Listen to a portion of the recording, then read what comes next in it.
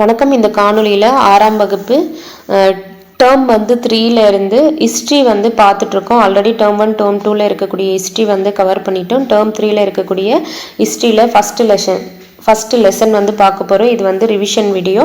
முக்கியமான பாயிண்ட்ஸ் மட்டும் குயிக்காக பார்த்துருவோம். பண்டைய கால தமிழகத்தில் சமூகமும் பண்பாடும் சங்க காலம். சங்க காலத்தில் தமிழகம் எப்படி இருந்தது, அவங்க சமூகம் அவங்களுடைய பண்பாடு என்ன இருந்ததுன்றதை பார்க்க போகிறோம். சங்கம் என்ற வார்த்தை பார்த்தீங்கன்னா மதுரை பாண்டிய அரசர்களின் ஆதரவில் தலைத்தோங்கிய தமிழ் புலவர்களுடைய குழுமத்தை சுட்டக்கூடியது தான் இந்த சங்கம் என்ற சொல். ஸோ அப்போ அவங்க அந்த புலவர்கள் இயற்றிய இலக்கியங்களை தான் என்னன்னு சொல்றோம், சங்க இலக்கியம் அப்படின்னு சொல்றோம். சேம் டைம் அவங்க ஏற்றப்பட்ட காலத்தையும் சங்க காலம் அப்படின்னு குறிப்பிடுறோம்.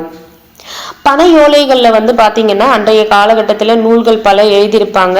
அந்த நூல்கள் எல்லாம் மீட்டெடுத்தவங்க யார் யாருன்னு பார்த்தீங்கன்னா ஆறுமுக நாவலர், தாமோதரம் பிள்ளை, உவே சுவாமிநாத ஐயர். ஸோ இவங்க அந்த பனையோலைகள் இருக்கக்கூடிய நூல்களை மீட்டெடுத்து பதிப்பிக்க செஞ்சிருப்பாங்க. ஆறுமுக நாவலர், தாமோதரம் பிள்ளை எந்த பகுதியை சேர்ந்தவங்கன்னா இலங்கை யாழ்ப்பாணத்தை சார்ந்தவங்க. உவே சுவாமிநாதர் ஐயர் நம்ம தமிழ்நாட்டை சேர்ந்தவர். அடுத்து பாருங்க, சங்க காலம் இருந்தது அப்படின்றதுக்கான சான்றுகள் என்னன்னு பாத்தீங்கன்னா கல்வெட்டு சான்றுகள் இருக்கு. கல்வெட்டு சான்றுகள் யாருதுன்னா கலிங்க நாட்டு அரசன் காரவேலனுடைய ஹதிகும்பா கல்வெட்டு, அசோகருடைய 2ஆம் மற்றும் 13ஆம் பேராணை கல்வெட்டுகள் எல்லாம் கல்வெட்டு சான்றுகள்ன்றத சொல்றாங்க. செப்பேடுகள்னா சங்க காலத்து இருந்ததற்கான செப்பேடுகள் சான்றா சொல்றாங்க. வேள்விக்குடி மற்றும் சின்னமன்னூர் செப்பேடுகள். நாணயங்கள் பாத்தீங்கன்னா சங்க காலத்துல ஆட்சி பண்ண சேர சோழ பாண்டியர்களுடைய நாணயங்களும் குறுநில மன்னர்களுடைய நாணயங்களும் சேம் டைம் ரோமானிய நாணயங்களும் சான்றாக இருக்குன்றதை குறிப்பிடுறாங்க. அதுக்கப்புறம் பெருங்கற்கால நினைவு சின்னங்கள், புதைவிடங்கள், நடுங்கற்கள் இதெல்லாமே சான்றுகள்னு சொல்றாங்க. அதுக்கப்புறம் அகழ்வாய்வு நம்ம தமிழ்நாட்டில் பண்ணியிருக்காங்க இல்லையா, அங்க கிடைத்திருக்கக்கூடிய பொருட்களும் சங்க காலத்திற்கான சான்றுகள்னு சொல்றாங்க. அப்படி எங்கெல்லாம் அகழ்வாய்வு பண்ணாங்கன்னா ஆதிச்சநல்லூர், தூத்துக்குடி, அரிக்கமேடு பாண்டிச்சேரியில இருக்கு, கொடுமணல் ஈரோடு, புகார் பாத்தீங்கன்னா நம்ம திருச்சி, புகார் துறைமுகம் உறையூர் சோழர்களுடைய ஆட்சி பண்ணதுன்னு பார்த்துருப்போம். அது கொற்கை பாண்டியர்கள் ஆட்சி பண்ண தூத்துக்குடி மாவட்டத்துல இருக்கு. அழகன்குளம் ராமநாதபுரம், உறையூர் பாத்தீங்கன்னா திருச்சி. இலக்கிய சான்றுகள் கொடுத்திருக்காங்க. ஸோ இலக்கிய சான்றுகள் எந்தெந்த நூல்ல சங்ககாலம் இருக்கிறதுக்கான இலக்கிய சான்றுகள்னு பாத்தீங்கன்னா தொல்காப்பியம். ஸோ நம்மளுக்கு கிடைத்த முதல் இலக்கண நூல் தொல்காப்பியமும் 8 தொகை 10 பாட்டுலையும் 11 கீழ்கணக்கு நூல்களையும், அதுக்கப்புறம் பட்டினப்பாலை, மதுரை காஞ்சி ஆகியவையும், சிலப்பதிகாரம், மணிமேகலை ஆகிய காப்பியங்களும் பாத்தீங்கன்னா சங்க காலம் இருந்ததற்கான சான்றுகள்ன்றத சொல்றாங்க. அது மட்டும் இல்லாம அயல் நாட்டவர் மற்ற நாடுகளை சேர்ந்த அறிஞர்களும் அவங்களுடைய நூல்கள்ல சொல்லியிருக்காங்க.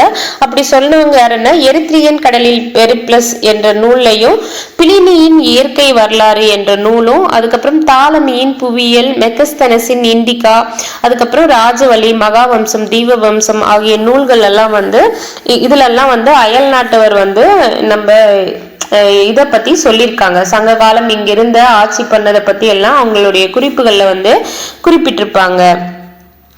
தொல்காப்பியம் ஒரு தமிழ் இலக்கண நூலாகும். தொல்காப்பியம் ஒரு தமிழ் இலக்கண நூல்ன்றது நம்மளுக்கு தெரியும். ஸோ நம்மளுக்கு கிடைத்த மிக பழமையான நூல் எது? தொல்காப்பியம். அதுவும் அது என்ன நூல்? ஒரு இலக்கண நூல்.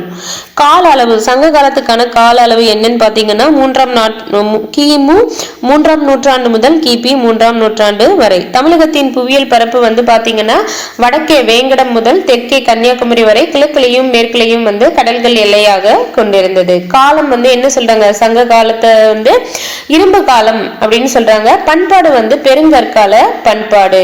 அரசு முறை முடியாச்சு. ஆட்சி புரிந்த அரச வம்சங்கள் யாருன்னா சேர சோழ பாண்டியர். அடுத்து பாருங்க, இந்த பாக்ஸ்ல இருக்கக்கூடிய டீடைல் ரொம்ப முக்கியம்.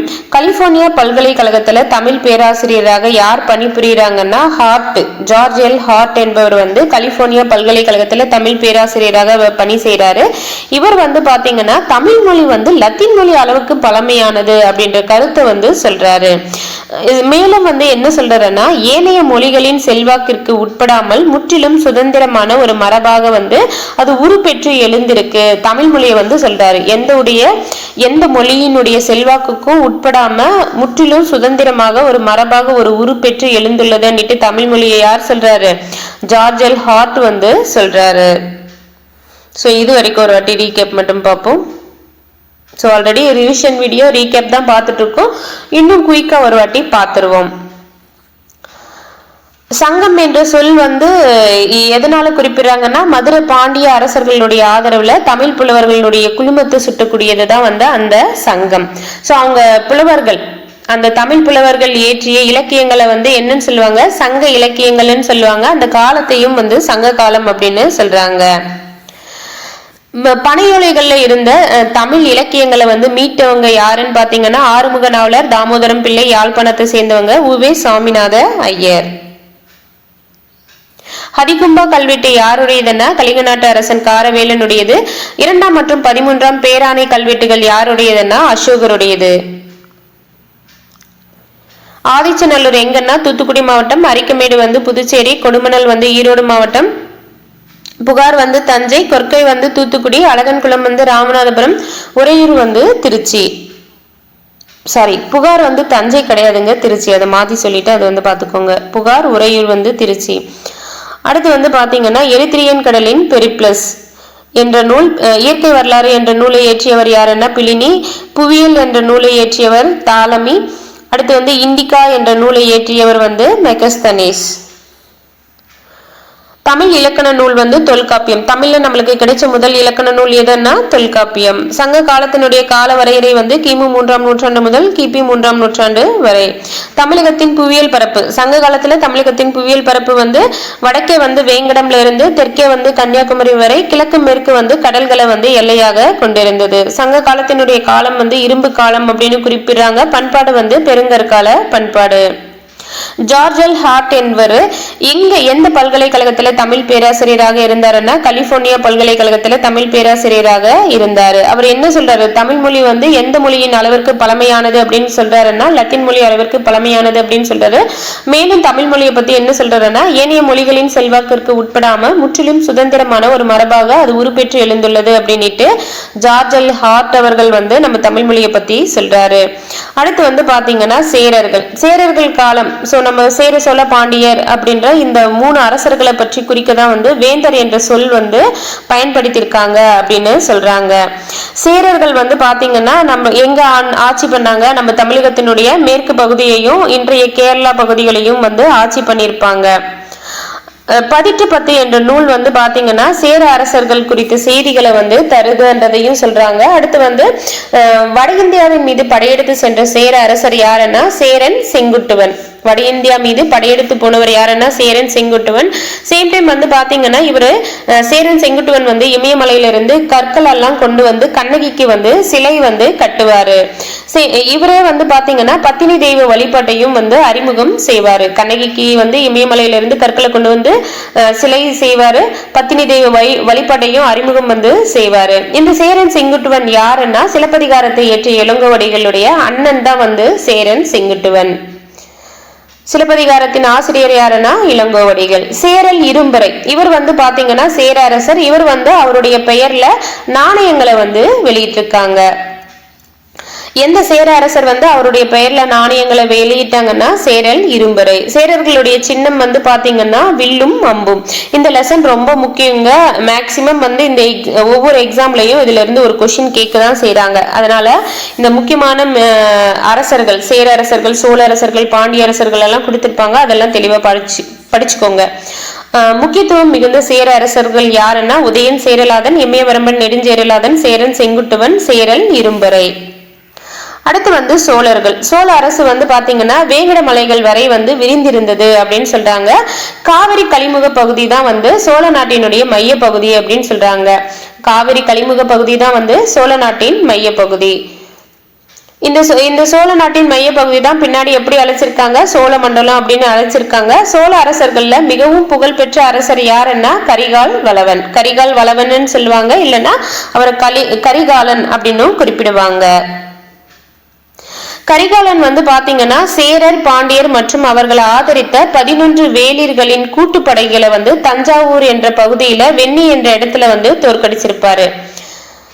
சேரர், பாண்டியர் மற்றும் அவர்களை ஆதரித்த 11 வேளிர்களின் கூட்டுப்படையை வந்து கரிகாலன் எங்க வந்து தோற்கடித்திருப்பாருன்னா தஞ்சாவூர்ல வெண்ணி என்ற இடத்துல வந்து தோற்கடிச்சிருப்பார். சேம் டைம் வந்து கரிகாலன் வந்து பாத்தீங்கன்னா காடுகளை வந்து விளைநிலங்களாக வந்து மாற்றிருப்பார். ரொம்ப முக்கியம், காடுகளை விளைநிலங்களாக மாற்றிய சோழ அரசர் யாருன்னா கரிகாலன். கல்லணையை கட்டியவர் யாருன்னா கரிகாலன். சோழர்களின் துறைமுகம் வந்து எதுன்னு பாத்தீங்கன்னா புகார். இந்த புகார்ல வந்து பாத்தீங்கன்னா நல்ல வணிகம் நடைபெற்றதுன்னுட்டு எந்த நூல்ல சொல்லியிருப்பாங்க, பட்டினப்பாலை என்ற நூல்ல வந்து சொல்லியிருப்பாங்க. நம்ம படிச்சிருப்போம் இல்லையா ஆல்ரெடி. பட்டினப்பாலை நூலினுடைய ஆசிரியர் யாரு, கடலூர் உருத்திர கண்ணனார், கிமு 2ஆம் நூற்றாண்டை சேர்ந்தவர்.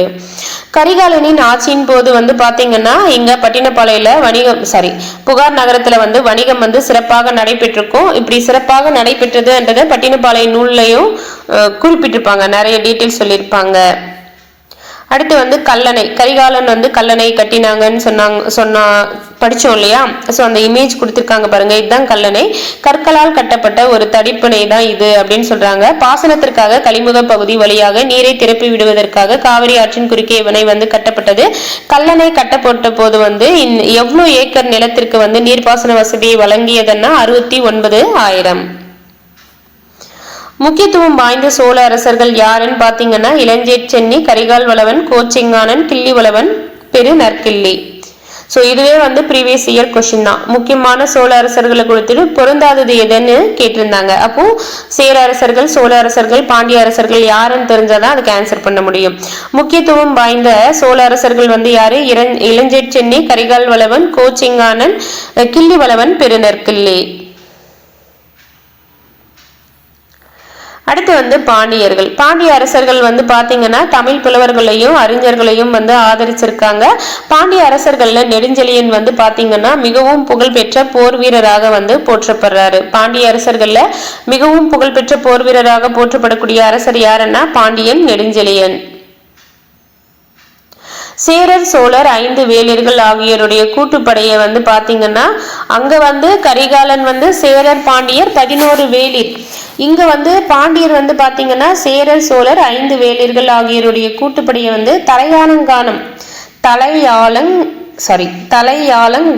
என்ற இடத்துல வந்து தோற்கடிச்சிருப்பாரு. கொற்கையின் தலைவன் என போற்றப்படுபவர் யாருன்னா நெடுஞ்செழியன். கொற்கையின் தலைவன் என போற்றப்படுபவன் யாரு, நெடுஞ்செழியன். பாண்டிய நாடு முத்துக்குளிப்புக்கு வந்து புகழ் பெற்றதுன்றது நம்மளுக்கு தெரியும். இவங்க பாண்டிய அரசர்கள் வந்து பலர் வந்து பாத்தீங்கன்னா பாண்டிய அரசர்கள் வந்து பல நாணயங்களை வந்து வெளியிட்டிருக்காங்க. அவங்களுடைய நாணயங்கள்ல ஒரு புறத்துல யானையினுடைய உருவமும் மற்றொரு புறத்துல மீனினுடைய உருவமும் வந்து இருந்திருக்கு. அடுத்து முதுகுடுமி பெருவழுதி என்ற பாண்டிய அரசர் வந்து பாத்தீங்கன்னா நிறைய வேத வேள்விகளை வந்து நடத்தி இருக்காரு. அவர் வந்து வேத வேள்விகளை நடத்தியதை கொண்டாடும் விதமாக நாணயங்களையும் வந்து வெளியிட்டிருக்காரு. எந்த பாண்டிய அரசர் வந்து வேத வேள்விகளை நடத்தியதை கொண்டாடும் விதமாக நாணயங்களை வெளியிட்டாருன்னா முதுகுடுமி பெருவழுதி. ஸோ இந்த இமேஜ்ல வந்து அழகன் குளம் எங்க, கொற்கை எங்கன்னு எல்லாம் கொடுத்துருக்காங்க, பார்த்துக்கோங்க. கன்னியாகுமரி, மதுரை, வைகை ஆறு எங்க பாஞ்சு வருது, அழகன் குளத்துல வந்து இது அங்க போய் கடல்ல கலக்குது, காவிரி பூம்பட்டினம், நாகப்பட்டினம். ஸோ அதெல்லாம் வந்து ஒரு வாட்டி பார்த்துக்கோங்க. அடுத்து மூவேந்தர்கள் சூட்டிக்கொண்ட பட்டங்கள், இதுவும் ரொம்ப முக்கியம், தெளிவா பார்த்துக்கோங்க. சேரர்களுடைய பட்டங்கள் வந்து ஆதவன், குட்டுவன், வளவன், இரும்புரை. ஸோ நம்ம ஆல்ரெடி நம்மளுக்கு பேர் ஓரளவுக்கு அரசர்கள் பேர் ஞாபகம் இருந்தா கூட நம்ம ஞாபகம் வச்சுக்கலாம். சேரன் செங்குட்டுவன் அப்படின்னு பார்த்தோங்களா. அப்புறமா சேரல் இரும்பறை அப்படின்னு பார்த்தோம். ஸோ குட்டுவன், இரும்பறை, ஆதவன், வானவன் அப்படின்னு வந்ததுன்னா அது வந்து சேரர்கள். சோழர்கள்னா சென்னி, இளஞ்சேட் சென்னி, நற்கிள்ளி, கரிகால் வளவன், பெருநற்கிள்ளி அதெல்லாம் பார்த்தோம் இல்லையா. அப்போ சென்னி, செம்பியன், கிள்ளி, வளவன் அண்ணா சோழர்கள். பாண்டியர்கள் வந்து பாத்தீங்கன்னா மாறன், வழுதி, செழியன், தென்னர். மாறன், வழுதி, செழியன், தென்னர் வந்து பாண்டியர்கள். முக்கியத்துவம் வாய்ந்த பாண்டிய அரசர்கள் வந்து பாத்தீங்கன்னா முதுகுடுமி பெருவழுதி பார்த்தோம், நெடுஞ்செழியன் வந்து பார்த்தோம். அடிஷ்னலா 2 பேர் இருக்கு பாருங்க, நெடியோன், நன்மாறன் போன்றவங்களும் வந்து முக்கியத்துவம் வாய்ந்த பாண்டிய அரசர்கள். நெடியோன், நன்மாறன் வந்து முக்கியத்துவம் வாய்ந்த பாண்டிய அரசர்கள். முதுகுடுமி பெருவழுதி வந்து பார்த்தோம் இல்லையா, வேத வேள்விகளை நடத்தி அதை கொண்டாடுற விதமாக நாணயங்களை வெளியிட்டார். நெடுஞ்செழியன் வந்து தலையாலங்கானம் போர்ல வந்து வெற்றி பெற்றார், சேரர், சோழர், 5 வேளிர்களை எதிர்த்து அப்படின்றத பார்த்தோம். ஸோ இது வரைக்கும் குயிக்கா இன்னொரு வாட்டி ரிவைஸ் பண்ணிடுவோம். வேந்தர் என்ற சொல் வந்து யாரை குறிக்கிறதுக்காக வந்து பயன்படுத்தப்பட்டதுன்னா சேர சோழ பாண்டியர்களை குறிப்பிடுறதுக்காக வேந்தர் என்ற சொல் வந்து பயன்படுத்தப்பட்டது. பதிற்று 10 வந்து எந்த அரசர்கள் பற்றிய செய்திகளை சொல்லுதுன்னா சேர அரசர்கள். வட இந்தியாவின் மீது படையெடுத்து சென்ற சேர அரசர் யாருன்னா சேரன் செங்குட்டுவன். கண்ணகிக்கு சிலை எடுக்கணுன்றதுக்காக இமயமலையிலிருந்து கற்களை கொண்டு வந்தது யாருன்னா சேரன் செங்குட்டுவன். பத்தினி தெய்வ வழிபாட்டை அறிமுகம் செய்தவர் சேரன் செங்குட்டுவன். சேரன் செங்குட்டுவன் யாருடைய அண்ணன் அப்படின்னு பாத்தீங்கன்னா இளங்கோவடிகளுடைய அண்ணன். சிலப்பதிகாரத்தின் ஆசிரியர் யாருன்னா இளங்கோவடிகள். எந்த சேர அரசர் தனது பெயர்ல நாணயங்களை வெளியிட்டாருன்னா சேரல் இரும்புரை. சேரர்களுடைய சின்னம் வந்து பாத்தீங்கன்னா வில்லும் அம்பும். முக்கியத்துவம் மிகுந்த சேர அரசர்கள் யாருன்னா உதயன் சேரலாதன், இரும்புரை நெடுஞ்சேரலாதன், சேரன் செங்குட்டுவன், சேரல் இரும்புரை. சோழர்கள் வந்து எங்க வரைக்கும் அவங்களுடைய ஆட்சி விரிவு இருந்ததுன்னா வேங்கட மலைகள் வரை வந்து அவங்களுடைய ஆட்சி வந்து விரிவிருந்தது. காவிரி கழிமுக பகுதி சோழ நாட்டின் மைய பகுதியாக வந்து விளங்கியது. சோழ நாட்டின் மைய பகுதியாக வந்து எது விளங்கியது? காவிரி கழிமுக பகுதி தான் வந்து சோழ நாட்டின் மைய பகுதியாக விளங்கியது. இதுதான் பின்னாடி என்னன்னு அழைச்சாங்க? சோழ மண்டலம் அப்படின்னு அழைச்சாங்க. சோழ அரசர்களையும் மிகவும் புகழ் பெற்றவர் யாருன்னா கரிகாலன் அல்லது கரிகால் வளவன். வெள்ளி என்ற சிற்றூர்ல கரிகாலன் வந்து வெற்றி பெற்றிருப்பாரு. யார் யாரை எதிர்த்து போரிட்டு இருப்பாருன்னா சேரர், பாண்டியர் மற்றும் அவர்களை ஆதரித்த 11 வேளிர்களுடைய அவங்களுடைய கூட்டுப்படையை எதிர்த்து தஞ்சாவூர்ல இருக்கக்கூடிய வெண்ணி என்ற இடத்துல வந்து வெற்றி பெற்றிருப்பார். காடுகளை விளைநிலங்களாக மாற்றிய சோழ அரசர் யாருன்னா கரிகாலன். கல்லணையை கட்டியவர் கரிகாலன். சோழர்களுடைய துறைமுகம் எதுன்னா புகார். புகார்ல வந்து வணிகம் சிறப்பாக நடைபெற்ற செய்தியை வந்து எந்த நூல் வந்து சொல்லுதுன்னா பட்டினப்பாலை என்ற நூல் வந்து சொல்லுது. கல்லணை வந்து ஒரு கற்களால் கட்டப்பட்ட ஒரு தடுப்பணை. இது எத்தனை ஏக்கர் நிலத்திற்கு வந்து நீர்ப்பாசன வசதியை வழங்கியது? அது கட்டினப்புன்னு பாத்தீங்கன்னா 69,000. முக்கியத்துவம் வாய்ந்த சோழ அரசர்கள் யாருன்னா இளஞ்சேட் சென்னி, கரிகால் வளவன், கோச்செங்கானன், கிள்ளிவளவன், பெருநற்கிள்ளி. அடுத்து வந்து பாண்டியர்கள் வந்து யாரை ஆதரித்தாங்கன்னா தமிழ் புலவர்களையும் அறிஞர்களையும் வந்து ஆதரித்தாங்க. பாண்டியர்கள்ல மிகவும் புகழ்பெற்ற போர் வீரராக போற்றப்படுபவர் யாருன்னா நெடுஞ்செழியன். நெடுஞ்செழியன் வந்து தலையானங்கான என்ற இடத்துல வந்து யாரெல்லாம் எதிர்த்து போட்டியிட்டு வெற்றி பெற்றாருன்னா சேரர் சோழர் 5 வேளிர்களுடைய கூட்டுப்படையை எதிர்த்து போட்டியிட்டு வெற்றி பெற்றிருப்பார். கொற்கையின் தலைவன் என போற்றப்படுபவர் யாருன்னா நெடுஞ்செழியன். பாண்டிய நாடு எதுக்கு புகழ் பெற்றதுன்னா முத்து குளிப்புக்கு வந்து புகழ் பெற்றது. பாண்டியர்களுடைய சின்னத்துல என்ன இருக்குன்னா ஒரு புறத்துல யானையினுடைய உருவமும் மற்றொரு புறத்துல மீனினுடைய உருவமும் வந்து இருக்கும். எந்த பாண்டிய அரசர் வந்து வேத வேள்விகளை நடத்தியதை கொண்டாடும் விதமாக நாணயங்களை வெளியிட்டாருன்னா முதுகுடுமி பெருவெழுதி. மூவேந்தர்கள் சூட்டி கொண்ட பட்டங்கள் எதுன்னா சேரர்கள் வந்து ஆதவன், குட்டுவன், வானவன், இரும்பரை. சோழர்கள் வந்து சென்னி, செம்பியன், கிள்ளி, வளவன். பாண்டியர்கள் வந்து மாறன், வழுதி, செழியன், தென்னர். முக்கியத்துவம் வாய்ந்த பாண்டிய அரசர்கள் யாருன்னா நெடியோன், நன்மாறன், முதுகுடுமி பெருவெழுதி, நெடுஞ்செழியன். அடுத்து வந்து பாருங்க அரசுரிமை சின்னங்கள். இதெல்லாம் நம்மளுக்கு தெரிஞ்சதுதான், ஒரு வாட்டி டக்குன்னு படிச்சிருவோம். அரசுரிமை சின்னங்கள் எதுன்னா செங்கோலும் முரசும் வெண்கொற்ற கொடை ஆகியன அரசு அதிகாரத்தினுடைய சின்னங்கள் ஆகும். அரசு அதிகாரத்தின் சின்னங்கள் வந்து செங்கோல், முரசு, வெண்கொற்ற குடை. சேரர்களுடைய மாலை வந்து பனம்பூ மாலை, சோழர்களுடையது அத்திப்பூ மாலை, பாண்டியர்களுடையது வேப்பம்பூ மாலை. சேரரின் துறைமுகம் வந்து முசிறி தொண்டி, தலைநகர் வந்து வஞ்சிக்கரூர், சின்னம் வந்து வில்லும் அம்பும். சோழர்களுடைய துறைமுகம் வந்து புகார், தலைநகர் வந்து உறையூரும் புகாரும், சின்னம் வந்து புலி. பாண்டியர்களுடைய மாலை வந்து வேப்பம்பூ மாலை, துறைமுகம் வந்து கொற்கை, தலைநகர் வந்து மதுரை. அவங்களுடைய சின்னம் வந்து 2 மீன்கள். பாண்டியர்களுடைய சின்னம் 2 மீன்கள். அடுத்து வந்து பாருங்க குறுநில மன்னர்கள் ஆய், வேளிர், கிளார் அப்படின்ட்டு கொடுத்திருக்காங்க. ஆய் என்னும் பெயர் வந்து பாத்தீங்கன்னா பழந்தமிழ் சொல்லான ஆயர் என்ற வார்த்தையிலிருந்து தோன்றியது. ஆய் என்ற பெயர் வந்து பழந்தமிழ் சொல்லான ஆயர் என்ற வார்த்தையிலிருந்து தோன்றியது. ஆயர்ன்னா அதனுடைய பொருள் என்னன்னு பாத்தீங்கன்னா ஆநிரை மேய்ப்பவர். ஆயர்ன்னா ஆநிரை மேய்ப்போர். ஆய் மன்னர்கள்லயே வந்து முக்கியமானவர்களாக யார் யார் கருதப்படுறாங்கன்னா அந்திரன், திதியன், நன்னன். அந்திரன், திதியன், நன்னன். சங்க காலத்துல இருந்து இந்த வேளிர்கள், வேளாளர் என்றவங்க யாருன்னு பாத்தீங்கன்னா நில உடைமை பிரிவினர். கடையேழு வள்ளல்கள் யாரு? பாரி, காரி, ஓரி, பேகன், ஆய், அதியமான், நல்லி. இவங்க எல்லாருமே வந்து பாத்தீங்கன்னா தமிழ் புலவர்களை வந்து ஆதரித்திருக்காங்க. கிளார் அப்படின்னா யாருன்னா கிராம தலைவர். கிளார் என்றவர் கிராம தலைவர். சங்க காலத்துல ஆட்சி அமைப்பு எப்படி இருந்ததுன்னா அரசுரிமை வந்து பரம்பரையானதாக வந்து இருந்திருக்கு. அரசர் வந்து எப்படி அழைச்சிருக்காங்க, கோ அப்படின்னு அழைச்சிருக்காங்க. அதுதான் வந்து கோன் என்னும் சொல்லினுடைய சுருக்கம். அந்த கோன்னிட்டு அரசனை அழைத்தாங்க இல்லையா, அது வந்து எந்த வார்த்தையினுடைய சுருக்கம்னா கோன் என்ற சொல்லினுடைய சுருக்கம் தான் வந்து கோ. சேம் டைம் வந்து அரசரை வேற எப்படி எல்லாம் குறிப்பிட்டிருக்காங்கன்னா வேந்தன், கோன், மன்னன், கொற்றவன், இறைவன் அப்படின்லாம் அழைச்சிருக்காங்க. அரசருடைய மூத்த மகன் தான் வந்து அடுத்து வந்து அரியணை வந்து ஏறி இருப்பாங்க. அப்போ அவருக்கு பட்டம் சூட்டப்படும் விழா வந்து நடைபெறும். அதை எப்படி அழைப்பாங்கன்னா அரசு கட்டிலேறுதல் அல்லது முடிச்சூட்டு விழா அப்படின்னு அழைச்சிருக்காங்க. அரசு கட்டிலேறுதல் அல்லது முடிச்சூட்டு விழா அப்படின்னு அழைச்சிருக்காங்க. பட்டத்து இளவரசரை வந்து என்னன்னு சொல்லியிருக்காங்க, கோமகன் அப்படின்னு சொல்லியிருக்காங்க. அவருடைய தம்பிய மூத்த மகனுக்கு அடுத்து இரண்டாவது மகன், மூன்றாவது மகன் இருப்பாங்க இல்லையா, அவங்கள வந்து என்ன அழைச்சிருக்காங்கன்னா இளையோனை வந்து இளையோர், இளங்கோ, இளஞ்செழியன், இளஞ்சேரல் அப்படின்னு அழைச்சிருக்காங்க.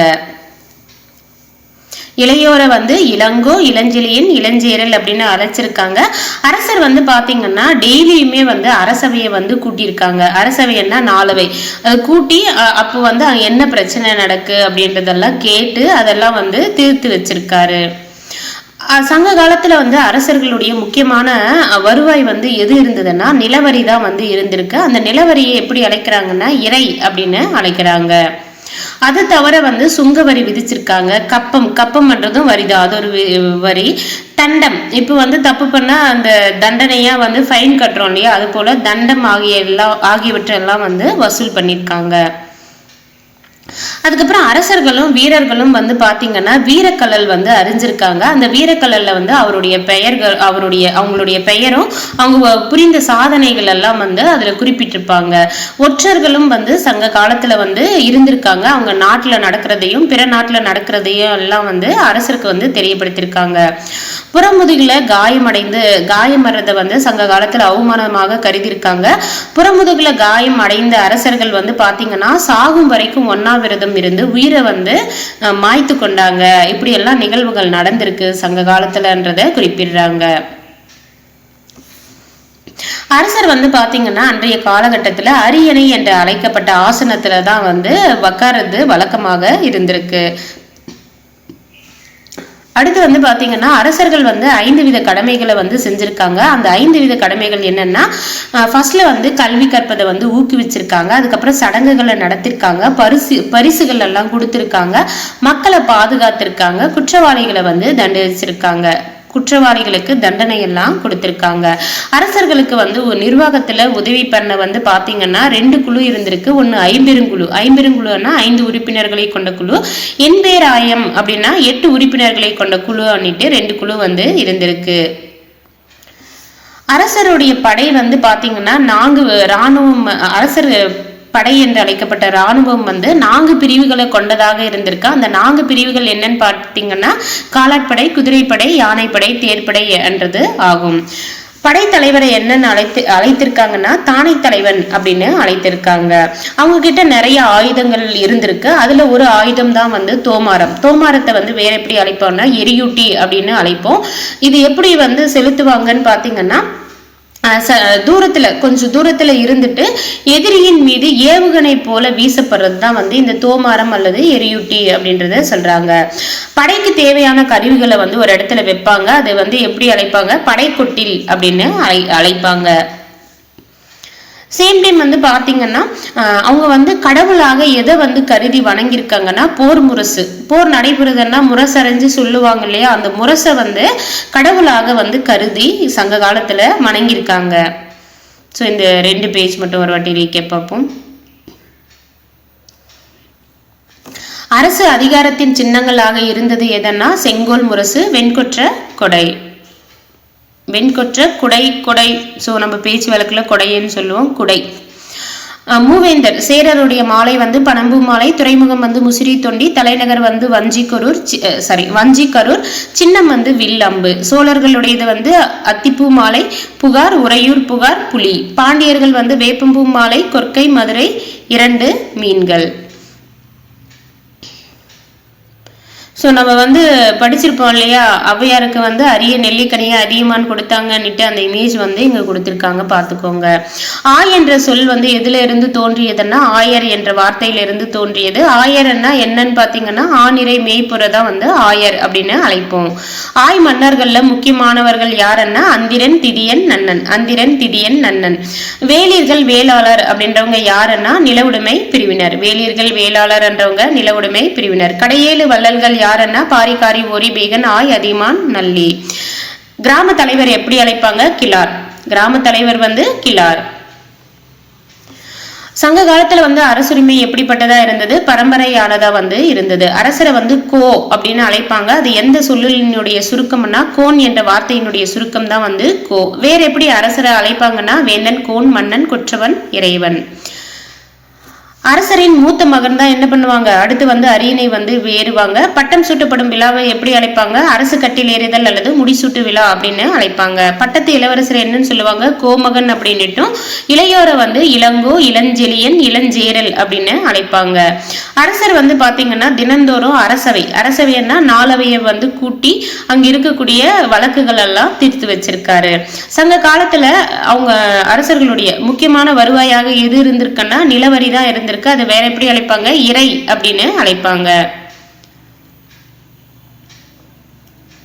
சோ சங்க காலத்துல வந்து அரசர்கள், வீரர்கள் வீரக்கலல் அணிஞ்சிருந்தாங்க. ஒற்றர்களும் வந்து இருந்தாங்க. புறமுதுகுல வந்து காயமறத அவமானமாக கருதி அப்படி ஏதாவது ஏற்பட்டா சாப்பிடாம இருந்து உயிரை வந்து மாய்த்து கொள்ளவும் செஞ்சிருக்காங்க. அரசர் வந்து எங்க அமைவாரு அப்படின்னு பாத்தீங்கன்னா அரியணை அப்படின்ட்டு அவருக்காக தனியா ஒரு ஆசனம் இருக்கும், அதுலதான் வந்து அமர்வாரு. அரசர்கள் வந்து 5 வித கடமைகள் வந்து செஞ்சாங்க. அந்த 5 வித கடமைகள் என்னன்னு பாத்தீங்கன்னா கல்வி கற்பதை ஊக்குவிப்பது, சடங்குகளை நடத்துவது, பரிசுகள் வழங்குவது, மக்களை பாதுகாப்பது, குற்றவாளிகளை தண்டிப்பது. அரசருக்கு நிர்வாகத்துல உதவி புரிய இருந்த குழுக்கள் என்னன்னு பாத்தீங்கன்னா 50 குழு, எம்பேர், 1000. அரசர்கிட்ட வந்து 4 வித படைகள் வந்து இருந்தது. அது என்னென்னு பாத்தீங்கன்னா காலாட்படை, குதிரைப்படை, யானைப்படை, தேர்ப்படை. படைத்தலைவர் என்னன்னு அழைத்தாங்க? தானை தலைவன் அப்படின்னு அழைத்தாங்க. தோமானத்தை வேற எப்படி குறிப்பிடுவோம்? எரியூட்டி அப்படின்னு குறிப்பிடுவோம். சற்று தூரத்துல இருந்து எதிரியின் மீது ஏவுகணை போல வீசப்படுறதுதான் வந்து தோமாரம் அல்லது எரியூட்டி. படைக்கு தேவையான கருவிகள் எல்லாம் வைக்கிற இடம் என்னன்னு சொல்லுவோம்? படைக்கொட்டில் அப்படின்னு சொல்லுவோம். அவங்க எதை வந்து கடவுளாக கருதி வணங்கினாங்கன்னா சங்க காலத்துல வந்து போர் முரசு. அடுத்து வந்து பாருங்க தலைநகர்ல வந்து நீதிமன்றம் பண்றது இருந்திருக்கு. அதை எப்படி அழைச்சிருக்காங்கன்னா அவை அப்படின்னு அழைச்சிருக்காங்க. கிராமங்கள்ல வந்து நீதிமன்றத்தை வந்து மன்றங்கள் அப்படின்னு அழைச்சிருக்காங்க. ஸோ சங்க காலத்துல வந்து மேல்முறையீடு, இப்போ உயர் நீதிமன்றத்துல வந்து நம்மளுக்கு ஒரு தீர்ப்பு வழங்குறாங்கன்னா அது வந்து மறுபரிசீலனை பண்ண உச்ச நீதிமன்றத்தை அணுகுறோம் இல்லையா, அது போல அன்றைய காலகட்டத்துல வந்து இறுதி நீதிமன்றம், இப்போ இறுதி நீதிமன்றம்னா உச்ச நீதிமன்றம். அப்போ அன்றைய காலகட்டத்துல எதுன்னா அரசர் தான் வந்து இறுதியான மேல்முறையீட்டு நீதிமன்றமாக இருந்திருக்குன்றதை குறிப்பிடுறாங்க. திருட்டு வழக்குகள்ல அன்றைய காலகட்டத்திலேயே வந்து மரண தண்டனை எல்லாம் கொடுத்திருக்காங்க. சேம் டைம் வந்து அபராதமும் வந்து விதிச்சிருக்காங்கன்றத குறிப்பிடுறாங்க. நிர்வாகம் எப்படி பிரிச்சிருந்தாங்கன்னா இப்ப நம்ம பிரிக்கிறோம் இல்லையா, இப்ப இந்தியான்ற நாடு, தமிழ்நாடு, தமிழ்நாடுக்குள்ள மாவட்டம், மாவட்டத்துக்குள்ள தாலுக்கா, அதுக்கப்புறம் பஞ்சாயத்து, கிராமம், ஊராட்சி அப்படின்லாம் பிரிக்கிறோம் இல்லையா. அன்றைய காலகட்டத்துல நிர்வாகம் எப்படி இருந்ததுன்னா மண்டலம் வந்து நாடுகளாகவும், நாடுகள் வந்து பல கூற்றங்களாகவும், கூற்றங்கள் வந்து ஊர்களாக பிரிச்சிருக்காங்க. ஊர் அல்லது கிராமம். பேரூர் அண்ணா பெரிய கிராமம், சிற்றூர் அண்ணா சிறிய கிராமம், மூதூர் அண்ணா பழமையான கிராமம். கடற்கரையோர நகரங்களுக்கு வந்து பட்டணம் அப்படின்னு பெயர். கடற்கரையோர நகரங்களுக்கு என்ன பெயர்னா பட்டணம். புகார் என்பது துறைமுகங்களை குறிக்கக்கூடிய பொதுவான சொல். முக்கிய நகரங்கள் அன்னிட்டு எது சொல்றாங்கன்னா இந்த சேர சோழ பாண்டியர்கள் ஆட்சி பண்ண அவங்களுடைய தலைநகரமும் துறைமுகம் தான் வரும். புகார், உறையூர், கொற்கை, மதுரை, முசிறி, வஞ்சி அல்லது கரூர், காஞ்சி ஆகியன முக்கிய நகரங்கள். திணைன்னா நிலம். திணை என்றது எதோ குறிக்கும்? நிலம் வந்து குறிக்கும். சங்க காலத்துல வந்து பாத்தீங்கன்னா திணை சார்ந்து வந்து நிலத்தை வந்து 5 பிரிவுகளாக வந்து பிரிச்சிருந்தாங்க. மருத நிலம்னா மென்புலம். மருத நிலம் வந்து நம்ம படிச்சிருப்போம் இல்லையா, வயலும் வயல் சார்ந்த இடம். மருத நிலம் அண்ணாவே நன்செய் மென்புலம்னு சொல்றோம், அதை வேற எப்படி சொல்லுவாங்க, நன்சை. நன்சைன்னா நீர்வளம் நிறைந்த பகுதியை நன்செய்ன்னு சொல்லுவோம். நீர்வளம் குறைந்த பகுதி மலையை நம்பிதான் அங்க பயிர் பண்ணுவாங்கன்றத புன்செய்யன்னு சொல்லுவோம். அப்போ மருத நிலம் வந்து மென்புலம், அதை வந்து நன்செய்யன்னு சொல்லுவாங்க. அங்க என்ன விளைவிப்பாங்கன்னா நெல்லும் கரும்பும் வந்து மருத நிலத்துல வந்து விளைச்சலா வந்து இருக்கும். நெய்தல் தவிர, நெய்தல்னா கடலும் கடல் சார்ந்த இடம், அந்த நெய்தலை தவிர மற்றவை எல்லாமே, மற்றவை என்ன இருக்கு, குறிஞ்சி இருக்கு, முல்லை இருக்கு, பாலை இருக்கு, இது மூணு வந்து பாத்தீங்கன்னா வன்புலம். வன்புலம்னா புன்செய் அப்படின்னு அழைப்பாங்கன்றது சொல்றாங்க. இந்த புன்செய்ல வந்து தானியங்களும் பருப்பு வகைகளும் விளைந்தனன்றதை குறிப்பிட்டிருக்காங்க. அடுத்து இது நம்மளுக்கு தெரிஞ்சதுதான், டக்கு டக்குன்னு படிச்சிருவோம். குறிஞ்சி வந்து மலையும் மலை சார்ந்த இடம், வேட்டையாடுதல் சேகரித்தல், மக்கள் வந்து குறவர் குறத்தியர், கடவுள் வந்து முருகன். முல்லை என காடும் காடு சார்ந்த இடம், ஆனிரை மேய்த்தல், மக்கள் வந்து ஆயர் ஆட்சியர், கடவுள் வந்து மாயோன். மருதம் வந்து வயலும் வயல் சார்ந்த இடம், தொழில் வந்து வேளாண்மை, மக்கள் வந்து உழவன் உலத்தியர், கடவுள் வந்து இந்திரன். நெய்தல் வந்து கடலும் கடல் சார்ந்த பகுதியும், மீன் பிடித்தல், உப்பு உற்பத்தி, மக்கள் வந்து பரதவர் நுளத்தியர். நெய்தல்ல வந்து பரதவர் நுளத்தியர், கடவுள் வந்து வருணன். பாலை வந்து வறண்ட நிலம், வீர செயல்கள், மக்கள் வந்து மறவர் மரத்தியர், கடவுள் வந்து கொற்றவை. அன்றைய காலகட்டத்துல சங்க காலத்துல பெண்களினுடைய நிலை எப்படி இருந்ததுன்னா, அப்பவே வந்து பாத்தீங்கன்னா அறிவு நல்ல படிச்ச அறிவு கூர்மையான பெண்கள் வந்து இருந்திருக்காங்க. 40 பெண் புலவர்கள் வாழ்ந்து அரிய நூல்களை வந்து நம்மளுக்கு கொடுத்துட்டு போயிருக்காங்க அப்படின்றத சொல்றாங்க. பெண்களின் மிக சிறந்த ஒழுக்கமாக வந்து சங்க காலத்துல கருதப்பட்டது எதுன்னா அவங்களுடைய கற்பு தான் அப்படின்னு சொல்றாங்க. சங்க காலத்துல இருந்த பெண்பார் புலவர்கள் யாருன்னு பாத்தீங்கன்னா ஔவையார், வெள்ளி வீதியார், காக்கை பாடினியார், ஆதிமந்தியார், பொன்முடியார். மக்களின் முதன்மை கடவுளாக வந்து சங்க காலத்துல கருதப்பட்டது யாருன்னா சேயோன் அல்லது முருகன். மக்களின் முதன்மை கடவுள் யாருன்னா முருகன், அல்லது முருகனை வேற எப்படி சொல்லுவோம், சேயோன் அப்படின்னு சொல்லுவோம். அது மட்டும் இல்லாம மற்ற கடவுள்களும் இருந்திருக்காங்க. மற்ற கடவுள்கள் யாருன்னா சிவன், மாயோன், மாயோன்னா விஷ்ணு, திருமால் அப்படின்னு சொன்னாலும் திருமால், பெருமாள் அண்ணாலும் மாயோன் அல்லது விஷ்ணு தான். இந்திரன், வருணன் மற்றும் கொற்றவை ஆகியோர் வந்து இருந்திருக்காங்க. சேம் டைம் வந்து நடுக்கல் வழிபாடும் வந்து வழக்கத்துல இருந்தது என்றதையும் குறிப்பிடுறாங்க. வர்ணாசிரம முறை என்ன, தொழில்கள் அடிப்படையாக கொண்டு இருக்கிறதா வந்து வர்ணாசிரம முறை.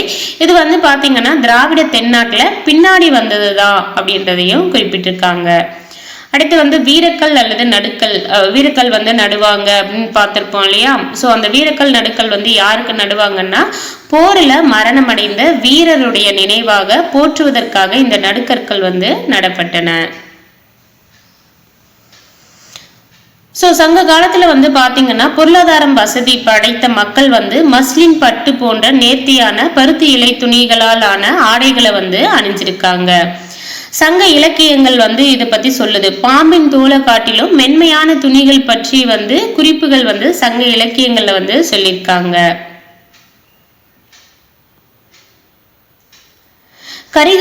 கரிகால் வளவன் பார்த்தோம் இல்லையா, கல்லணையை கட்டினார். அதுக்கப்புறம் வந்து வெண்ணி என்ற இடத்துல வந்து சேரர்களையும் பாண்டியர்களையும் 11 வேளிர்களையும் தோற்கடித்தாரெல்லாம் பார்த்தோம் இல்லையா. இவர் வந்து பாத்தீங்கன்னா இசையிலையும் வந்து 7 சுரங்கள் குறித்த பெரும் புலமை வந்து பெற்றிருந்தார். அதனால இவர் எப்படி அழைக்கிறாங்க, ஏலிசை வல்லான். ரொம்ப முக்கியம், கரிகாலனை வந்து ஏலிசை வல்லான் என்று அழைக்கப்படுபவர் யாருன்னா கரிகாலன் அல்லது கரிகால் வளவன். பாடல்கள் பாடும் புலவர்களை வந்து எப்படி அழைப்போம்னா பாணர், விரலியர் அப்படின்னு அழைப்போம். நடனங்களை நிகழ்த்தறவங்களை எப்படி அழைப்போம்னா கணிகையர். நடனங்களை நிகழ்த்தினர் கணிகையர் அப்படின்றவங்க நடனங்களை வந்து நிகழ்த்திருக்காங்க. கூத்து அண்ணா நாட்டுப்புற நாடகம். சங்க கால மக்களுடைய மிக முக்கியமான பண்பாட்டு அம்சமாக விளங்கியது எதுன்னு பாத்தீங்கன்னா கூத்து. சேம் டைம் வந்து பாத்தீங்கன்னா சங்க காலத்திலேயே வந்து முத்தமிழ் என்ற கோட்பாட்டை வந்து உருவாக்கியிருக்காங்க. முத்தமிழ்னா இயல், இசை, நாடகம் அப்படின்ற ஒரு கோட்பாடு வந்து இருந்திருக்குன்றத சொல்றாங்க. ஸோ இது வரைக்கும் இன்னொரு வாட்டி ரிவைஸ் பண்ணுவோம். தலைநகர்ல நீதிமன்றத்தை எப்படி அழைப்பாங்க, அவை. கிராமங்கள்ல நீதிமன்றத்தை மன்றங்கள் அப்படின்னு அழைப்பாங்க. சங்க காலத்திலேயே திருட்டு வழக்குகள்ல மரண தண்டனை எல்லாம் கொடுத்திருக்காங்க. அபராதம் வந்து தண்டம் அப்படின்னு சொல்லுவாங்க, அதெல்லாம் விதிச்சிருக்காங்க. நிர்வாகத்தை எப்படி பிரிச்சிருக்காங்க, மண்டலங்களை நாடுகளாகவும் நாடுகளை கூற்றங்களாகவும், கூற்றங்களை ஊரன்னா கிராமம், பேரூர் அண்ணா பெரிய ஊர், சிற்றூர் அண்ணா சிறிய ஊர், மூதூர் அண்ணா பழமையான கிராமம். கடற்கரையோர நகரங்களை எப்படி அழைச்சிருக்காங்க? பட்டினம். புகார் என்பது துறைமுகங்களை குறிக்கக்கூடிய பொதுவான சொல். பூம்புகாரன்னா சோழர்களுடைய துறைமுகம் தெரியும், பட் பர்டிகுலரா புகார்ன்றது துறைமுகங்களை குறிக்கக்கூடிய பொதுவான சொல். முக்கியமான நகரங்கள், சங்க காலத்தில் இருந்த முக்கியமான நகரங்கள் வந்து புகார், உறையூர், கொற்கை, மதுரை, முசிறி, வஞ்சி அல்லது கரூர், காஞ்சி. சங்க காலத்துல வந்து பாத்தீங்கன்னா திணை சார்ந்த நிலத்தை வந்து 5 திணைகளாக வந்து பிரிச்சிருப்பாங்க. மருத நிலம்னா மென்புலம், இது வந்து நன்சை அப்படின்னு குறிப்பிடுவாங்க. இந்த நன்சையில என்னென்ன விளையும்னா நெல்லும் கரும்பும் வந்து விளையும். நெய்தலை தவிர மற்றவை வந்து வன்புலம். வன்புலம்னா புன்சை. இங்க புன்சை நிலங்கள்ல என்ன விளையும்னா தானியங்களும் பருப்பு வகைகளும் வந்து விளையும். குறிஞ்சி என்ன மலையும் மலை சார்ந்த இடம். தொழில் வந்து வேட்டையாடுதல், சேகரித்தல். மக்கள் வந்து குறவர் குறத்தியர். இறைவன் வந்து முருகன். முல்லை என்ன காடும் காடு சார்ந்த இடம். ஆணிரை மேய்க்கிறது. ஆயர் ஆய்ச்சியர் மாயோன். மருதம் வந்து வயலும் வயல் சார்ந்த இடம். வேளாண்மை. உழவன் உலத்தியர் இந்திரன். நெய்தல் வந்து கடலும் கடல் சார்ந்த இடம். மீன் பிடித்தல். உப்பு உற்பத்தி. பரதவர் நுலத்தியர் வருணன். பாலை வந்து வறண்ட நிலம். வீர செயல்கள். மறவர் மரத்தியர் கொற்றவை. அப்போ எவ்வளோ பெண் பார்ப்புலவர்கள் சங்க காலத்துல இருந்தாங்கன்னா, நான் அன்றைய காலகட்டத்திலே படிச்ச அறிவுல சிறந்து விளங்கக்கூடிய பெண்கள் இருந்திருக்காங்க. 40 பெண் புலவர்கள் வந்து வாழ்ந்து அரிய நூல்களை வந்து கொடுத்துட்டு போயிருக்காங்க. சங்க காலத்துல பெண்களினுடைய மிக சிறந்த ஒழுக்கமாக கருதப்பட்டது எதுன்னா கற்பு. சங்க காலத்தில் இருந்த பெண்பார் புலவர்கள் யார் யாருன்னு பாத்தீங்கன்னா ஔவையார், வெள்ளிவிதியார், காக்கை பாடினியார், ஆதிமந்தியார், பொன்முடியார். சங்ககால மக்களின் முதன்மை கடவுள் யாருன்னா முருகன் அல்லது சேயோன். முருகன் அல்லது சேயோன். சிவன், மாயோன், இந்திரன், வருணன், கொற்றவை போன்ற இறைவர் கடவுள் பத்தியும் தெரியும். சேம் டைம் வந்து சங்க காலத்திலே நடுக்கல் வழிபாடும் இருந்தது. வர்ணாசிரம முறை வந்து பாத்தீங்கன்னா திராவிட தென்னாட்டுல பின்னாடி வந்ததுதான். வர்ணாசிரம முறை என்னன்னு பாத்தீங்கன்னா தொழிலை அடிப்படையாக கொண்டது. வீரக்கல் அல்லது நடுக்கல் யாருக்கு நடுவாங்கன்னா போர்ல மரணமடைந்த வீரரின் நினைவை போற்றுவதற்காக நடப்படும் கல் தான் வந்து வீரக்கல் அல்லது நடுக்கல். பொருளாதார வசதி மிக்க மக்கள் வந்து எது போன்ற துணிகளை வந்து அணிந்தாங்க சங்க காலத்துலன்னா மஸ்லின், பட்டு போன்ற நேர்த்தியான பருத்தி இலை துணிகளை வந்து அணிந்தாங்க.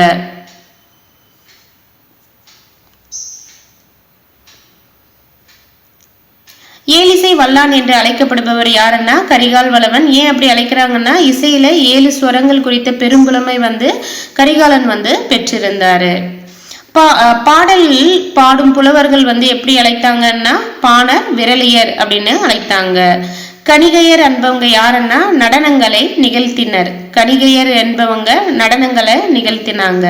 கூத்து என்றது ஒரு நாட்டுப்புற நாடகம். சங்ககால மக்களுடைய மிக முக்கியமான பண்பாட்டு அம்சமாக விளங்கியது எதுன்னா கூத்து என்று அழைக்கக்கூடிய நாட்டுப்புற நாடகம். அடுத்து வந்து பாருங்க, அவங்க வந்து விழாக்கள் எல்லாம் செலிப்ரேட் பண்ணியிருக்காங்க. என்னென்ன விழாக்கள் செலிப்ரேட் பண்ணாங்கன்னா அறுவடை திருநாள் பொங்கலை வந்து செலிப்ரேட் பண்ணியிருக்காங்க. கார்த்திகை தீப விழாவையும் வந்து செலிப்ரேட் பண்ணியிருக்காங்க. இந்திர விழா வந்து பாத்தீங்கன்னா தலைநகரில் கொண்டாடப்பட்டது என்றதை குறிப்பிட்டிருக்காங்க. இதுக்கு முன்னாடி தலைநகர்ல இருக்கக்கூடிய நீதிமன்றத்தை என்ன அழைப்புன்னு பார்த்தோம், அவை அப்படின்னு பார்த்தோம். அதே போல இந்த இந்திர விழா எங்க செலிப்ரேட் பண்ணியிருக்காங்கன்னா தலைநகர்ல வந்து செலிப்ரேட் பண்ணியிருக்காங்க. வணிகம் அப்படின்னு பாத்தீங்கன்னா உள்ளூர்லயும் உள்நாட்டிலையும் கடல் கடந்த வெளிநாட்டில் அப்படின்னா 3 நிலைகள்ல வந்து வணிகம் வந்து நிகழ்த்திருக்காங்க. முக்கிய துறைமுகங்கள்ல வந்து கலங்கரை இலங்குச்சுடர் என்னும் ஒளிவிளக்கு கோபுரங்கள் வந்து அமைச்சிருக்காங்கன்றதையும் குறிப்பிடுறாங்க. சங்க காலத்துல வந்து வணிகம் நடைபெற்ற போது பண்டமாற்று முறைதான் வந்து பரவலாக வந்து வழக்கத்துல இருந்தது அப்படின்னு சொல்றாங்க. புகார், மதுரை போன்ற முக்கியமான நகரங்கள்ல 2 வகையான சந்தைகள் இருந்ததுன்னு சொல்றாங்க. சோ நம்ம ஆல்ரெடி படிச்சிருப்போம். மதுரையில வந்து நாலங்காடி, அல்லங்காடி என்ற 2 வித சந்தைகள். நாலங்காடி என்ன டே டைம்ல, அல்லங்காடி என்ன இரவு நேரத்துல நடைபெறக்கூடியது. சோ இதெல்லாம் வந்து அன்றைய காலகட்டத்திலேயே இருந்திருக்குன்றது சொல்றாங்க. எகிப்து அரசர் யாருன்னா 2ஆம் ராம்சஸ். இவர் வந்து பாத்தீங்கன்னா இவருடைய உடல் வந்து தொல்லியல் அறிஞர்கள் வந்து திறக்கிறப்போ அவருடைய நாசிலையும் அடி வயிற்றிலையும் வந்து கருமிளகு கதிர் வந்து இருந்ததுன்றத சொல்றாங்க. இப்படி இந்த கருமிளகு கதிர் மூலயமா உடலை வந்து பாதுகாத்திருக்காங்க, பதப்படுத்தி பாதுகாத்திருக்காங்க. இது வந்து பண்டைய நாட்கள்ல வந்து பின்பற்றப்பட்ட முறை என்றதை குறிப்பிட்டிருக்காங்க. முக்கிய துறைமுகங்கள் எதுன்னா முசிறி, தொண்டி, கொர்க்கை. முசிறி, தொண்டி சேரர்களுடைய துறைமுகம், கொர்க்கை வந்து பாண்டியர்களுடைய துறைமுகம், புகாரும் வந்து முக்கிய துறைமுகம் தான். முக்கிய ஏற்றுமதி பொருட்கள் நீங்க இறக்குமதி ஞாபகம் வச்சுக்கிட்டீங்கன்னா ஏற்றுமதி ஈஸியா நீங்க வந்து போட்டுடலாம். முக்கியமான ஏற்றுமதி பொருட்கள் என்னன்னு பாத்தீங்கன்னா உப்பு, மிளகு, முத்துக்கள். உப்பு, மிளகு, முத்துக்கள், தந்தம், பட்டு, நறுமண பொருட்கள், வைரம், குங்குமப்பூ, விலை மதிப்பு மிக்க கற்கள். வைரம், விலை மதிப்பு மிக்க கற்கள், மஸ்லின், சந்தன, கட்டை இதெல்லாம் வந்து ஏற்றுமதி வந்து பண்ணிருக்காங்க. இறக்குமதி பொருட்கள் என்னன்னு பாத்தீங்கன்னா புஷ்பராகம், தகரம், கண்ணாடி, குதிரைகள். ரோம் பேரரசுக்கு வந்து பாத்தீங்கன்னா இந்திய வணிகர்கள் வந்து பட்டு வந்து விநியோகம் பண்ணியிருக்காங்க. இது வந்து மிக முக்கியமானதாக, இந்த பட்டு வந்து மிக முக்கியமானதாக கருதப்பட்டது என்றதை சொல்லியிருக்காங்க. ரோம் பேரரசர் ஆரிலியன் வந்து பாத்தீங்கன்னா இந்திய பட்டானது எடைக்கு எடை தங்கம் கொடுத்து பெற தகுதியானது என்றதை குறிப்பிட்டிருக்காங்க. ரோம் பேரரசர் வந்து என்ன சொல்லியிருக்காரு? ரோம் பேரரசரான ஆரிலியன் வந்து இந்திய பட்டு வந்து எடைக்கு எடை தங்கம் கொடுத்து பெற தகுதியானது என்றதை குறிப்பிட்டிருக்காரு. முசிறி வந்து முதல் பேரங்காடி அப்படின்னு சொல்றாங்க. ரோம் நாட்டை சேர்ந்த மூத்த பிளனி வந்து என்ன நூலை ஏற்றிருப்பாரு? இயற்கை வரலாறு என்ற நூலை வந்து ஏற்றிருப்பாரு. இவர் வந்து பாத்தீங்கன்னா அவருடைய நூல்ல வந்து முசிறிய வந்து இந்தியாவின் முதல் பேரங்காடி அப்படின்றத குறிப்பிட்டிருக்காரு. முசிறியில வந்து ரோமானிய குடியிருப்பெல்லாம் நிகழ்ந்திருக்கும். ஏன்னா முசிறியில இருந்து அவங்களுக்கு வந்து வணிகம் நடைபெற்று அங்க வந்து ஸ்டே பண்ணியிருப்பாங்க. அப்போ அந்த முசிறியில வந்து பாத்தீங்கன்னா ரோமானியர்களுடைய கடவுளான அகஸ்டஸ் என்ற கடவுளுக்கு கோயில் எல்லாம் வந்து கட்டப்பட்டு இருந்தது என்றதை குறிப்பிடுறாங்க. அடுத்து வந்து பாத்தீங்கன்னா அலெக்சாண்டர்ல இருந்த ஒரு வணிகருக்கும் முசிறியில இருந்த ஒரு வணிகருக்கும் வந்து பாத்தீங்கன்னா வணிகம் வந்து நடைபெற்றது. அதற்காக ஒரு ஒப்பந்தம் வந்து பதிவு செஞ்சிருக்காங்க. அந்த ஒப்பந்தம் என்னன்னு பாத்தீங்கன்னா பாப்பிரஸ் ஒப்பந்தம். இது வந்து இப்பவும் அந்த ஒப்பந்தம் வந்து பாத்தீங்கன்னா வியன்னாவில் இருக்கக்கூடிய அருங்காட்சியகத்துல வந்து இருக்கு என்றதை குறிப்பிடுறாங்க. இது எந்த நூற்றாண்டுல கையெழுத்தான ஒரு ஒப்பந்தம்னா கிமு 2ஆம் நூற்றாண்டை சேர்ந்த பாப்பிரஸ் ஒப்பந்த பத்திரம். இது இன்றளவும் வந்து வியன்னாவுல வந்து அருங்காட்சியகத்துல வச்சிருக்காங்க.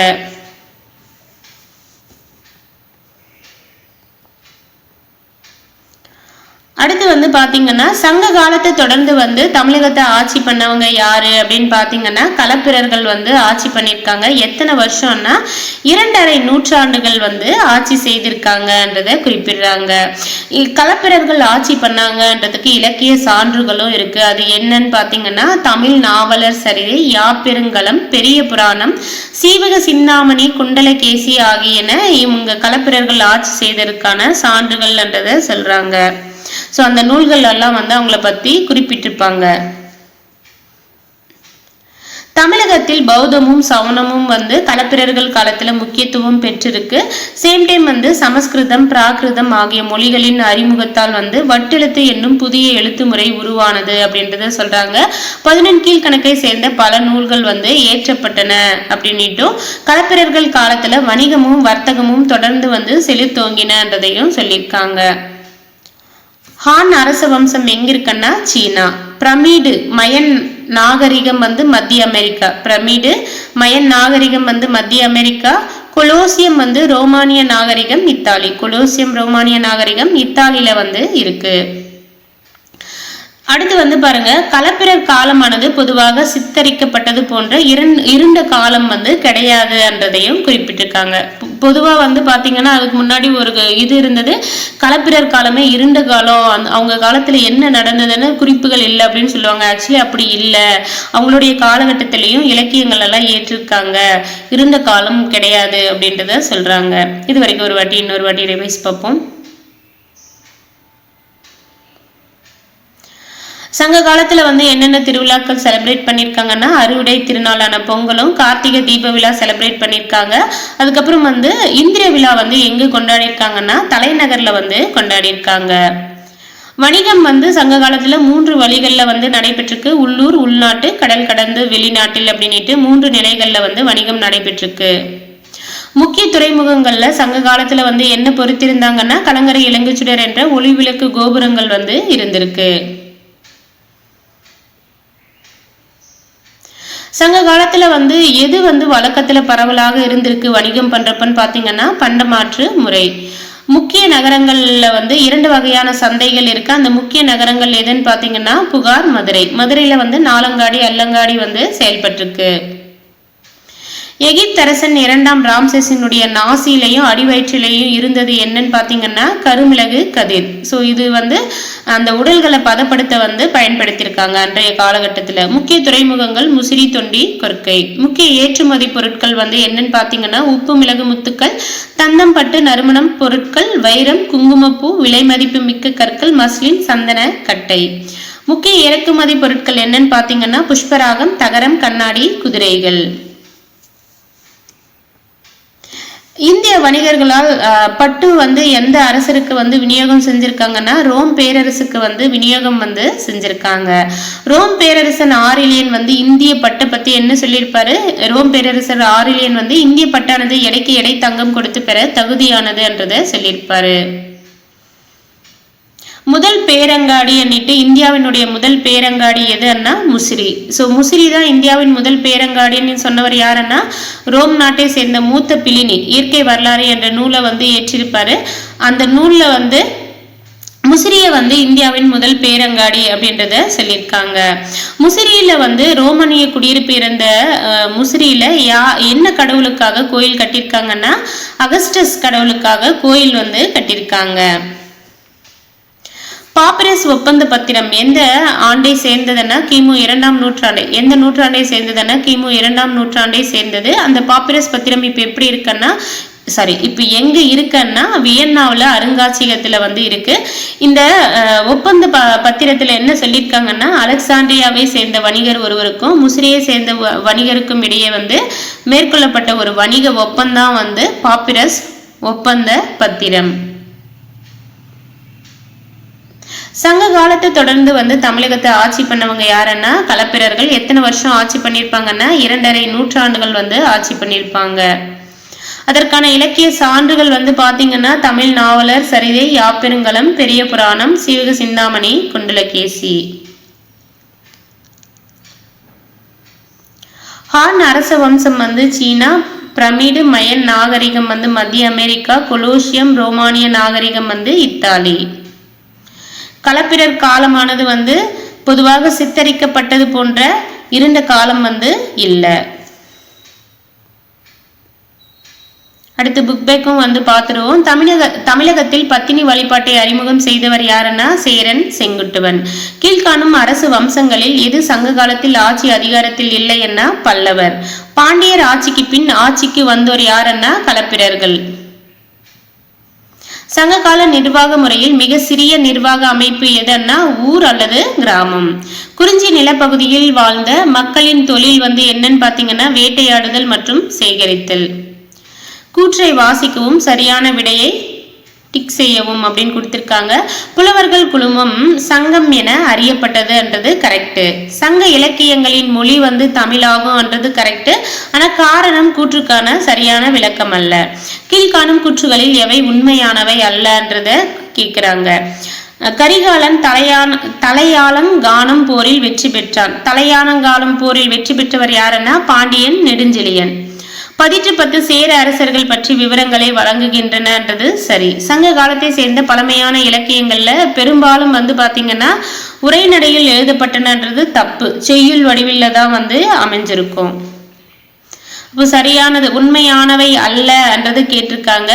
ஸோ நான் ஆப்ஷன் தப்பா போட்டிருக்கேன். உண்மையானது அல்லன்னா ஆ வரும். 1 மற்றும் 3 உண்மையானவை அல்ல.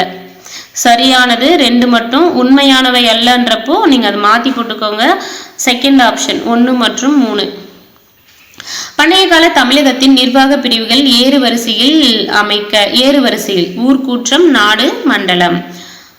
அரச வம்சங்களையும் அரச முத்திரைகளையும் பொறுத்துகன்னு சொல்லியிருக்காங்க. சேரர் வில்லம்பு, சோழர் புலி, பாண்டியர் 2 மீன்கள். வெண்ணி போரில் வெற்றி பெற்றவர் யாருன்னா கரிகாலன். சங்க காலத்து மிக பழமையான தமிழ் இலக்கண நூல் தொல்காப்பியம். காவிரி ஆற்றின் குறுக்கே கல்லணையை கட்டியது யாருன்னா கரிகாலன். படைத்தலைவர் என்ன அழைப்பாங்க? தானை தலைவர் அப்படின்னு அழைப்பாங்க. நிலவரி இறை என அழைக்கப்பட்டது. சரியா தவறா? சங்க காலத்தில் பாடல்களை பாடுவோர் பாணர் விரலியர் அப்படின்னு அழைத்தாங்க. ஜாதி முறை சங்க காலத்தில் வளர்ச்சி பெற்றது கிடையாது. கிளார் என்பவர் கிராம தலைவர் ஆவார், கரெக்ட். புகார் என்பது நகரங்களின் பொதுவான பெயர் கிடையாது, துறைமுகங்களின் பொதுவான பெயர். கடற்கரை பகுதிகள் வந்து பாத்தீங்கன்னா பட்டணம் என அழைக்கப்பட்டன. கடற்கரை பகுதிகள் என்ன அழைக்கப்பட்டது? பட்டணம். தென்னவர் அண்ணா பாண்டியர், வானவர் அண்ணா சேரர், சென்னி அண்ணா சோழர், அதியமான்ன்றது வேளிர். பழந்தமிழ் காப்பியங்கள் 2 என்னன்னு பாத்தீங்கன்னா சிலப்பதிகாரம், மணிமேகலை. அரசருக்கு உதவிய 2 குழுக்களின் பெயர்கள் வந்து ஐம்பெருங்குழு, எண்பேராயிரம். சங்க காலத்து பெண்பார் புலவர்கள் 2 பெயர்களை கூறு என்றது பொன்முடியார், காக்கை பாடினியார். சங்க காலத்து 3 முக்கிய துறைமுகங்களின் பெயர்கள் வந்து புகார், முசிறி, கொற்கை. முத்தமிழில் எவையெல்லாம் அடங்கும் இயலிசை, நாடகம். சிலப்பதிகாரம் இளங்கோவடிகளால் எழுதப்பட்டது. எந்த பாண்டிய அரசனோடு தலையாலங்கானம் தொடர்புடையதுன்னா நெடுஞ்செழியன். எந்த திணை மென்புலம் என்று அழைக்கப்பட்டதுன்னா மருதம். துறைமுகங்களில் இருந்த ஒளிவிளக்கு கோபுரங்கள் கலங்கரை விலங்குச்சுடர் என அழைக்கப்பட்டன. ஸோ இதோட இந்த லெசன் வந்து ரிவிஷன் வந்து முடியுதுங்க. அடுத்த வீடியோவில் அடுத்த லெசனில் பார்ப்போம். தேங்க்யூ.